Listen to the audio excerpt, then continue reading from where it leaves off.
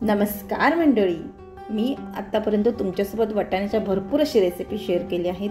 वाटाण्याचा season आहे तोपर्यंत ही recipe तर अजिबात स्किप करू नका.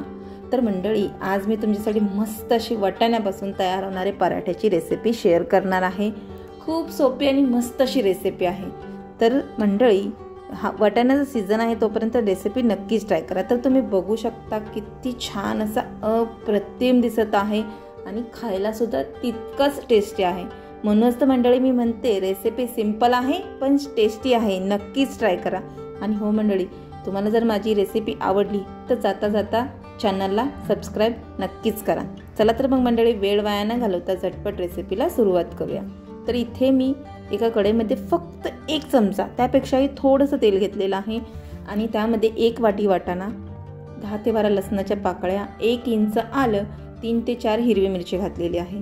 तर मंडळी, तुम्हाला जर लाल तिखट नको असेल तर तुम्ही इथे हिरवी मिरची वाढवू शकता. फक्त हिरव्या मिरचीपासून सुद्धा तुम्ही हा पराठा करू शकता.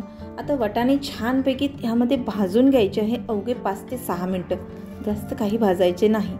छान असे वाटाणे भाजले गेले पाहिजेत. सतत उलटे पालटे करत राहायचं आहे जेणेकरून ते भाजून होतील. वाटाणे भाजले गेले की गॅसची फ्लेम बंद करायची, त्यामध्ये भरपूर अशी कोथिंबीर घालायची आणि गॅस मिक्स करून घ्यायचं. मिक्स करून झाल्यानंतर हे थंड करून आपण हे मिक्सरमध्ये वाटून घ्यायचं आहे. पुन्हा त्याच कढईमध्ये आपण 2 चमचे तेल गरम करायचं आहे. त्यामध्ये 1 चमचा जिरं घालायचं आहे. सोबतच आपण ह्यामध्ये काही मसाले घालणार आहोत. त्यामध्ये इथे मी 1 मोठा चमचा गरम मसाला, 1 चमचा लाल तिखट, 1 चमचा बडीशेपची पावडर घालायची आहे. ही अजिबात स्किप करायची नाही मंडळी. बडीशेपची पावडर खूप महत्त्वाची आहे या पराठ्यामध्ये. खूप छान अशी अप्रतिम टेस्ट येते. आता पुन्हा आपण ह्यामध्ये 1 चमचा धनेपूड घालायची आहे आणि चवीनुसार मीठ घालायचं आहे.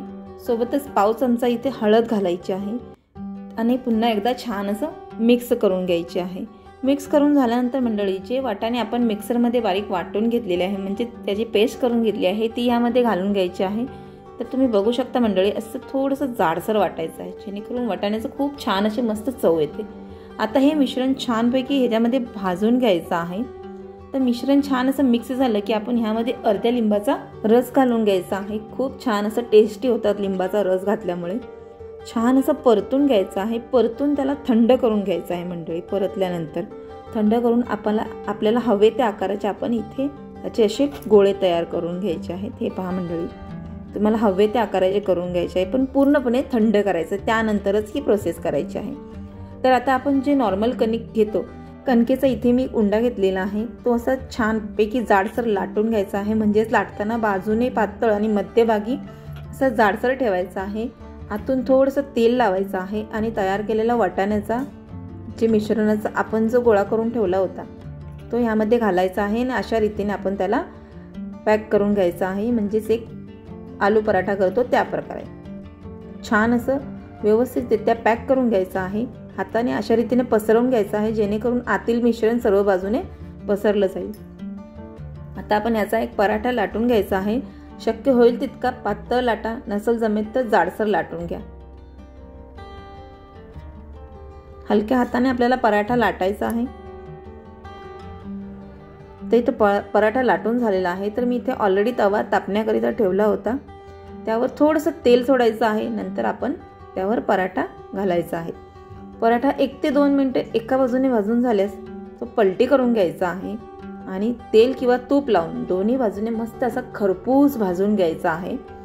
तर मंडळी, तुम्हाला तूप आवडत असेल तर तूप लावा, तूप आवडत नसेल तर तेल लावा, काही हरकत नाही, दोन्हीही चालते.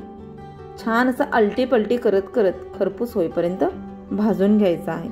तर मंडळी, तयार आहे आपला मस्त असा वाटाण्याचा पराठा. तर मंडळी, सीझन आहे तोपर्यंत ही रेसिपी तुम्ही नक्की ट्राय करा, तुम्हाला नक्कीच आवडेल. आणि हो, रेसिपी आवडल्यास व्हिडिओला लाईक, शेअर आणि सबस्क्राईब करा. सोबतच बेल आयकॉन बटन दाबायला अजिबात विसरू नका, जेणेकरून तुम्हाला नवनवीन रेसिपीचे नोटिफिकेशन येत राहतील. पुन्हा भेटू अशाच एका नवीन रेसिपीसोबत. वेळात वेळ काढून पूर्ण व्हिडिओ पाहिल्याबद्दल मनापासून खूप खूप खूप थँक्यू. आणि हो मंडळी, रेसिपी सिंपल आहे पण टेस्टी आहे. नक्कीच ट्राय करा. थँक्यू.